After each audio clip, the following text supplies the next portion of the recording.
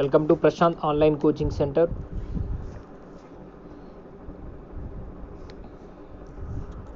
ఈ యొక్క Prashanth online coaching సెంటర్లో ఒక కొత్త కోర్సుని ఇంట్రడ్యూస్ చేయబోతున్నాం. అది principle of teaching POT training methodology అని కూడా ప్రజెంట్ అంటున్నారు. దీని డ్యూరేషన్ వచ్చేసి మనకు 30 days, ఫీజు వచ్చేసి 3000. ఈ యొక్క 30 days ప్రోగ్రాంలో క్షుణ్ణంగా పిఓటి సిలబస్ అనాలిసిస్ చేస్తాం. అంటే మనకు వచ్చేసి సిఎస్ఆర్ఐ కోల్కతా ఎన్ఎస్క్యూఎఫ్ లెవెల్ 6 సూచించినటువంటి training methodology plus as per NIMI Chennai training methodology బుక్ని అనాలిసిస్ చేసి అందులో ఉన్న సారాంశాన్ని మీరు గ్రౌండ్ లెవెల్లో ఐటీఐ ఇన్స్ట్రక్టర్ కనుక అయినట్లయితే ఎటువంటి ఇంప్లిమెంటేషన్ టైంలో ఏ విధంగా మీరు ఇంప్లిమెంట్ చేయాలి, గతంలో ఇంప్లిమెంట్ చేసినటువంటి ఇన్స్ట్రక్టర్స్ ఏ విధంగా స్ట్రగుల్ చెందుతున్నారు అనే అంశాలపై మీతో చర్చించడం జరుగుతుంది. అదేవిధంగా ఈ యొక్క పిఓటి కనుక మీరు 100% గ్రౌండ్ లెవెల్లో ఇంప్లిమెంటేషన్ చేసినట్లయితే విద్యార్థులలో ఎటువంటి మార్పు అనేది వస్తుంది, ఆ మార్పుకు విద్యార్థి ఏ విధంగా అభివృద్ధి చెందుతారన్న అంశాలు చెప్తాం. ప్లస్ ఇన్స్ట్రక్టర్స్ సిచ్యువేషన్ ఏదైతే మన భారతదేశ పరిధిలో ప్లస్ తెలంగాణ పరిధిలో ఎంతమంది ఇన్స్ట్రక్టర్స్ ఇప్పటి వరకు ఉన్నారు, వాళ్ళకు ఉన్నటువంటి సమస్యలు ఏంది, ఏ విధంగా ట్రైనింగ్స్ చేస్తున్నారు, ఏం జరుగుతుంది, ప్రజెంట్ మన యొక్క ఎంఎస్జిఈలో డీజీటీ కింద మనకి ఇస్తున్నటువంటి ఈ వొకేషనల్ ట్రైనింగ్ అనేది ఏ విధంగా ప్రజెంట్ కంటిన్యూస్ జరుగుతుందన్న అంశాలపై మీకు ఎప్పటికప్పుడు అప్డేట్స్ ఇస్తూ ఈ యొక్క 30 days మీకు ట్రైనింగ్ అనేది ఇవ్వడం జరుగుతుంది. ఈ యొక్క డ్యూరేషన్ వచ్చేసి 30 daysలో ఎవ్రీడే 2 hours to 3 hours మీకు క్లాస్ అనేది కండక్ట్ చేస్తాం. దాంట్లో ఈ యొక్క ఆన్లైన్ కోచింగ్లో మీకు పీపీటీ విజువలైజేషన్స్తోని క్లియర్గా మీకు అర్థమయ్యే రీతిలో తెలుగులో ఇంగ్లీష్లో ఎక్స్ప్లెయిన్ చేయడం జరుగుతుంది. సో ఈ యొక్క ఏదైతే syllabus POT principle of teaching training మెథడాలజీలో ఉన్నటువంటి సిలబస్, ఫస్ట్ వచ్చేసి roles and responsibility of as an instructor, second psychology of learning, third syllabus analysis and course construction, fourth planning for the instructional skill and practice, fifth instructional technology and facilitate learning, written instructional material, assessment and certification, test and evaluation, it's important, organizational management and instructional functions, counseling and mentoring, entrepreneurship development, ICT and distance learning program, interpreter of NSQF and QP, principle of further learning, prepare for the continuous professional development. As per మీ యొక్క పిఓటీలో ఉన్నటువంటి ప్రతి ఒక్క 14 units సెషన్స్ని మేము 30 daysలో అందియబోతున్నాం. ఈ యొక్క 14 సెషన్ల syllabus మొత్తాన్ని కూడా మీరు చదివిన చదువును రేపు గ్రౌండ్ లెవెల్లో యాజ్ పర్ ఒక ఇన్స్ట్రక్టర్ అయితే ఈ యొక్క సిలబస్ అనేది మీకు ఏ విధంగా మీకు ఉపయోగపడుతుంది, ఏ విధంగా కీ రోల్ అనేది మెయింటైన్ చేస్తుంది అనేది చెప్పడం జరుగుతుంది. దాంట్లో roles and responsibility of as a instructor అంటే నువ్వే ఒక ఇన్స్ట్రక్టర్ అయితే అక్కడ ఐటీఐలో జరుగుతున్న సిచ్యువేషన్ని నువ్వు ఏ విధంగా కంట్రోల్ చేయాలి, నీ యొక్క విధులు ఏంటి, నీ యొక్క బాధ్యతలు ఏంటి, అక్కడ నువ్వు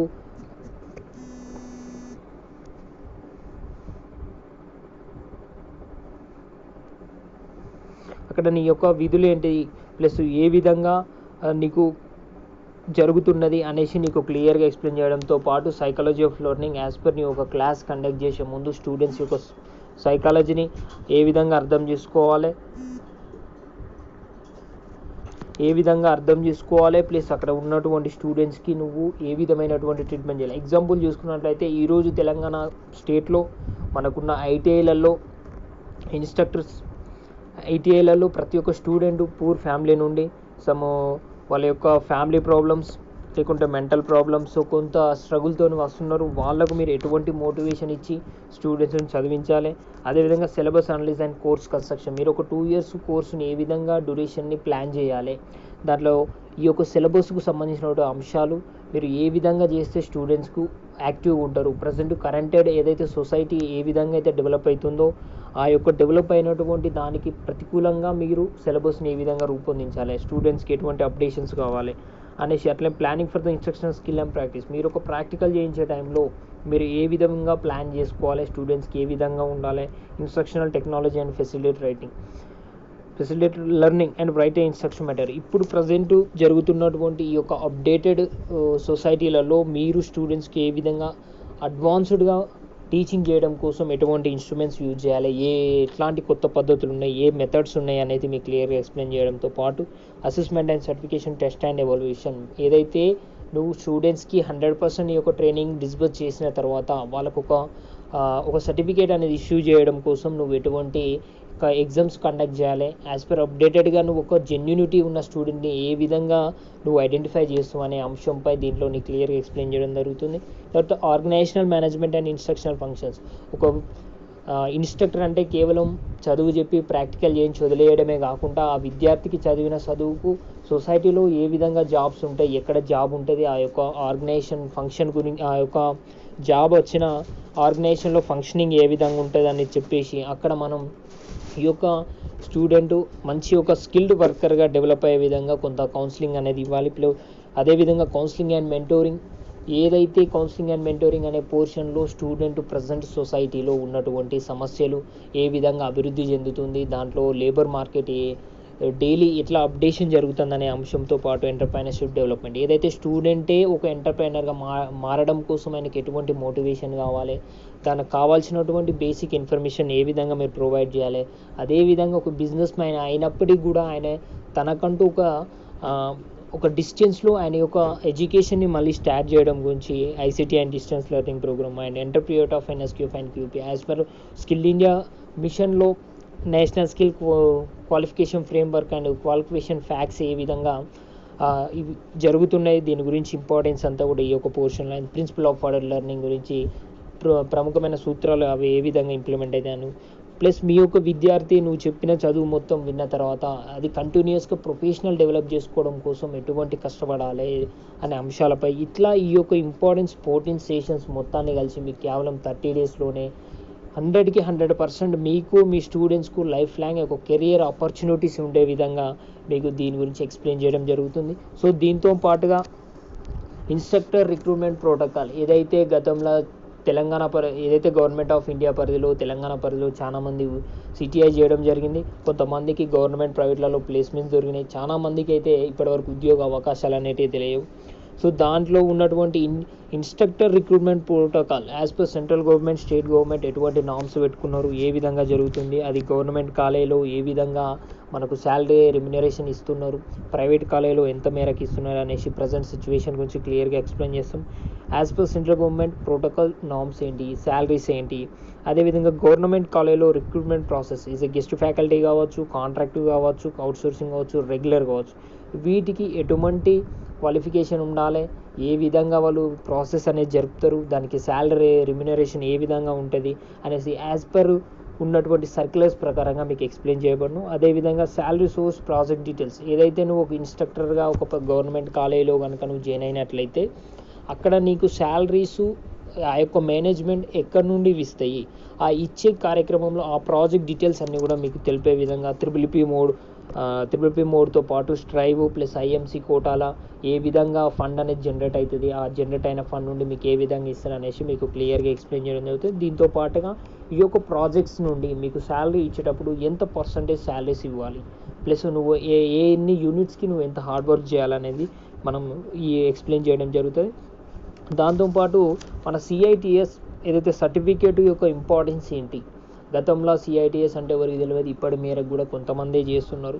సో దీనికి అసలు ఈ యొక్క గవర్నమెంట్ ఆఫ్ ఇండియా పరిధిలో ఇన్స్ట్రక్టర్ స్టాటిస్టిక్స్ ఏంటి, అసలు ఎన్ని ఇన్స్టిట్యూషన్స్ ఉన్నాయి, ఎన్ని ట్రేడ్స్ ఉన్నాయి, ఎన్ని షిఫ్ట్స్తోని ఎన్ని యూనిట్స్ రన్ అవుతున్నాయి, దానికి ఎంతమంది ఇన్స్ట్రక్టర్స్ ఉన్నారు అనే దాని మీద మనము క్లియర్గా ఎక్స్ప్లెయిన్ చేయడం జరుగుతుంది. దాంతోపాటుగా స్కిల్ డెవలప్మెంట్ అయితే స్కిల్ డెవలప్మెంట్ మిషన్ అనేది ఉందో దాంట్లో ఇన్స్ట్రక్టర్ యొక్క రోల్ ఏంటి అనే దాని గురించి క్లియర్గా ఎక్స్ప్లెయిన్ చేస్తాం. ఎందుకంటే స్కిల్ ఇండియా మిషన్ అనేది స్టార్ట్ అయ్యి గత 8-9 సంవత్సరాలు అయినప్పటికీ కూడా అది ఎంత మేరకు అభివృద్ధి చెందిందనే లేదు. ఎందుకంటే దాంట్లో ఇన్స్ట్రక్టర్స్ పూర్తి స్థాయిలో వాళ్ళు ఇంప్లిమెంట్ చేయలేకపోతున్నారనే అంశాలు మాత్రం మాకు క్లియర్గా చూపిస్తున్నాయి. సో అట్లాంటి ప్రాబ్లమ్ని మళ్ళీ రెక్టిఫై చేయకుండా ఇన్స్ట్రక్టర్స్ అందరూ కూడా యాక్టివ్గా ఉంటూ గవర్నమెంట్కు ఇన్స్ట్రక్టర్ సజెషన్స్ ఇచ్చే విధంగా యాజ్ పర్ సొసైటీకి ఇన్స్ట్రక్టర్ ఏదైతే రెస్పాన్సిబిలిటీ ఉండాలి, ఇన్స్ట్రక్టర్ను ఏదైతే ఒక డిస్ట్రిక్ట్ లేబర్ మార్కెట్కు కావాల్సినటువంటి అంశాల మీద ఒక ఇన్స్ట్రక్టర్ పర్టికులర్గా ఒక స్టూడెంట్కు ఎఫెక్టివ్గా క్లాసెస్ కనుక కండక్ట్ చేసే విధంగా మీ యొక్క రోల్స్ అండ్ ఏంటి, నీ రెస్పాన్సిబిలిటీస్ ఏంటి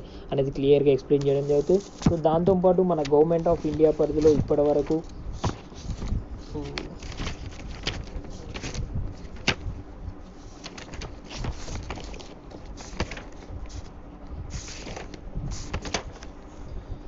మనకు వచ్చేసి ఫైల్ నెంబర్ DGT MIS 011/1/2018 డిఆర్టీసీ ప్రకారంగా చూసుకుంటే ఆగస్ట్ 2020 19th రోజు new employment exchange building IARI campus new Pusa ITI New Delhi నుండి రిలీజ్ అయినటువంటి ఒక సర్క్యులర్ చూసుకున్నట్లయితే అది మనకు వచ్చేసి subject fill up the vacant post in ITIs అనేది ఒకటి డీజీటీ ఒక లెటర్ ఇష్యూ చేసింది. ఆ లెటర్ వచ్చేసి 13th September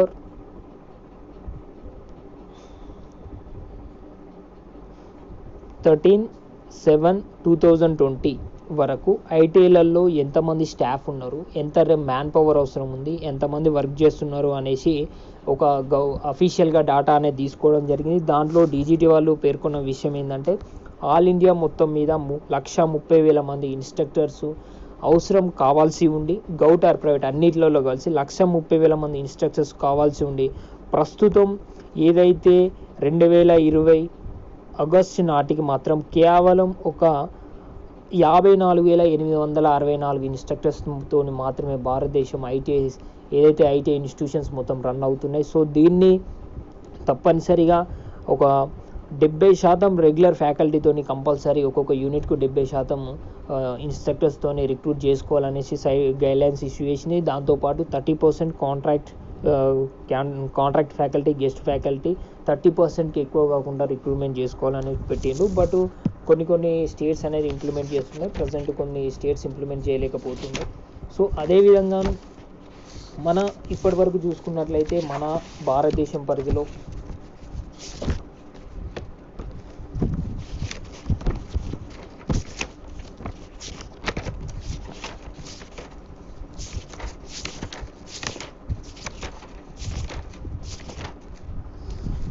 ఇన్స్ట్రక్టర్స్ సిచ్యువేషన్స్ ఏ విధంగా ఉంది అంటే కొంతమందికి గతంలో ఉన్న స్టాఫ్కు సిఐటిఎస్ సర్టిఫికేట్ అనేది లేకపోవడం వల్ల వాళ్ళకు కొంత స్కిల్ అనేది అప్డేట్ కాలేకపోతుంది. కానీ సిటిఐ చేసిన విద్యార్థులకు కూడా కొంత మేరకు అవకాశాలు అనేటివి రాలేకపోతున్నాయి. సో అవి ఎందుకంటే స్టూడెంట్స్ యాక్టివ్గా రెస్పాండ్ కాకపోవడం వల్ల, ప్లస్ ఏదైతే ప్రభుత్వం అనుకున్నటువంటి లక్ష్యాలను మన ఐటీఐలో చేస్తున్న విద్యార్థులు కానీ దాన్ని చేరుకోకపోవడం వల్ల గవర్నమెంట్ కొంత నిరాశగా ఉంటుంది. సో మా యొక్క ఈ యొక్క వేదిక ద్వారా, ఈ యొక్క ఆన్లైన్ కోచింగ్ ద్వారా ఇక నుండి అన్న సిటిఐ చేస్తున్న మిత్రులందరూ కూడా తప్పకుండా గవర్నమెంట్ ఎటువంటి గైడ్లైన్స్ ఇస్తుంది, గవర్నమెంట్కు ఏం కావాలి అనేసి ఈ యొక్క కొత్త ప్రాజెక్ట్స్ అనేవి డెవలప్ చేస్తుంది, అవన్నిటిని కూడా దృష్టిలో పెట్టుకొని ఎప్పటికప్పుడు అప్డేట్ అవుతూ మీకు ఉండాలనేసి చెప్తున్నాం. సో ఈ విధంగా అది దాంతోపాటు మళ్ళీ మీకు వచ్చేసి ఏఐటిటి 2021 ఫైనల్ ఎగ్జామ్ ప్యాటర్న్ ఏ విధంగా ఉంటుంది, థియరీ ఏ విధంగా వస్తుంది, ప్రాక్టికల్ ఏ విధంగా వస్తుంది, అందులో భారత్ స్కిల్ వెబ్సైట్లోని మీకు ఉన్నటువంటి ఎంసీక్యూ ఏదైతే పీడిఎఫ్ అనేది ఉందో అది ఏ విధంగా దాంట్లో కీ రోల్ మెయింటైన్ చేస్తుంది అనేసి మీకు క్లియర్గా ఎక్స్ప్లెయిన్ చేయడంతో పాటు మనకు ఏదైతే యాజ్ పర్ మన పిఓటి 14 సెషన్స్ ఉన్నాయో ఆ sessions wise level 1 level 2 subject wise ఏదైతే టాపిక్ వైజు క్వశ్చన్స్ అన్నిటిని కూడా అనాలిసిస్ చేసి ఒక్కొక్క సబ్జెక్ట్ ఏదైతే ఒక్కొక్క టాపిక్లో ఎటువంటి క్వశ్చన్స్ ఏ స్టాండర్డ్లో లెవెల్ 1 ఏ స్టాండర్డ్కి వస్తుంది, లెవెల్ 2 ఏ స్టాండర్డ్కి వస్తుంది అని క్వశ్చన్స్ అన్నీ కూడా మీకు క్లాసెస్ చెప్పేటప్పుడే మేము ఎక్స్ప్లెయిన్ చేయడం జరుగుతుంది. దాంతోపాటు మీకు యాజ్ పర్ ఏఐటిటికి ఉన్నటువంటి ఇష్యూస్ ఏ విధంగా ఏఐటిటి కండక్ట్ చేస్తారు, దాంట్లో మీకు జరిగే మిస్టేక్స్ ఏంటి, వాటిని గత 10-15 ఏళ్ళ సంధి జరుగుతున్నటువంటి ఎగ్జామ్ ప్యాటర్న్లో జరిగే ప్రాబ్లమ్స్ అన్నిటిని కూడా రెక్టిఫై చేస్తూ మీరు ఏ విధంగా ఏదైతే అన్యాయం జరగకుండా చూసుకునే విధంగా మీకు అవి సజెషన్స్ ఇవ్వడం జరుగుతుంది. సో ఇది మా యొక్క ఆన్లైన్ కోచింగ్లో మీకు 30 days ప్రోగ్రాంలో మేము షెడ్యూల్ చేసినాం. 100కి 100% మీరు జాయిన్ కాండి. మీకు కావాల్సినటువంటి ప్రతి ఒక్క ఇన్ఫర్మేషన్ని as per central government and state government circulars అన్నీ కూడా మీకు ఎక్స్ప్లెయిన్ చేస్తూ మేము తప్పకుండా మీకు ఒక గతంలో 10-15 ఏళ్ళ సంధి చేసిన ఇన్స్ట్రక్టర్స్కి కూడా కొంతమందికి గవర్నమెంట్ పరిధిలో ఉద్యోగ అవకాశాలు అనేది జరగలేదు, ఎందుకంటే వాళ్ళకు కొంత అవగాహన లోపం వల్లనే జరగలేదు అనేసి మేము అనుకొని మేము ఈ యొక్క ప్రోగ్రామ్ని మేము డిజైన్ చేయడం. సో మీరందరూ కూడా యాక్టివ్గా రెస్పాండ్ అయ్యి మీరు కూడా సర్క్యులర్స్ ఏమున్నాయి, ఏ విధంగా జరుగుతుంది, అక్కడ అన్యాయం ఏం జరుగుతుంది, ఇన్స్ట్రక్టర్స్ ఏ విధంగా నష్టపోతున్నారు అనే ప్రతి ఒక్క అంశాన్ని కూడా మా యొక్క ఆన్లైన్ కోచింగ్ ద్వారా మీకు ఎక్స్ప్లెయిన్ చేస్తాం. సో మీరు వాటిని ఒక పాజిటివ్ వైబ్రేషన్తో తీసుకొని ఆ యొక్క మిస్టేక్స్ మళ్ళీ మీరు గ్రౌండ్ లెవెల్లో మిస్టేక్ చేయకుండా ప్రతి ఐటీఐ స్టూడెంట్కు అంటూ ఒక కెరియర్ చూపెట్టే విధంగా మనము ప్రయత్నం చేయాలంటూ మేము ఈ ఆన్లైన్ కోచింగ్ స్టార్ట్ చేయడం జరిగింది. ఎవరైనా ఇంట్రెస్ట్ ఉన్న పర్సన్స్ ప్లీజ్ కాంటాక్ట్ చేయండి. ఇది మా number 91821574. So thank you for all.